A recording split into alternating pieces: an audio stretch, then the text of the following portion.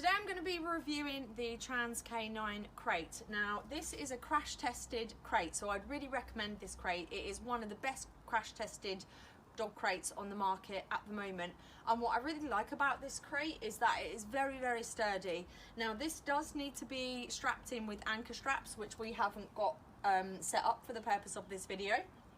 But when this is, you must have it strapped down with anchor straps, and it makes this very sturdy. This crate will not move at all. What I really like about the Trans K9 crate is that it is lockable, although obviously you should never leave a dog in a vehicle by themselves. But if you are in an emergency and you do need to have go to the toilet, then obviously you've got no choice. It's really easy to close the door. It's a very sturdy crate. There's plenty of room inside, and you can fit sort of 2 small dogs in here or a medium-sized dog.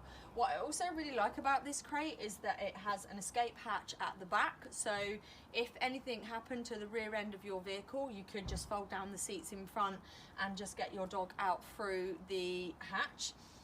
Now this is the best of what's currently on the market, but the things that I don't like about the Trans K9 is the fact that it is incredibly heavy.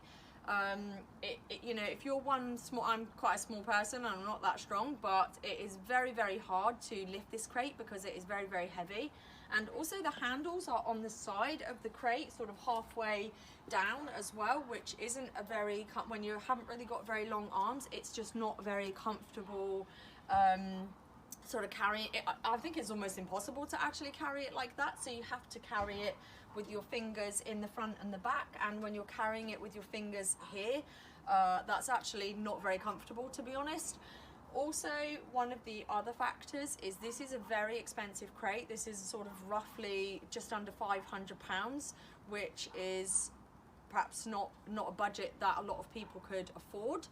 And also, as you can see, the crate is really big, so unless you have a very big car, we have a big 7-seater people carrier with our boot section, the 2 rear seats in the boot section folded down, so we permanently have the car like this.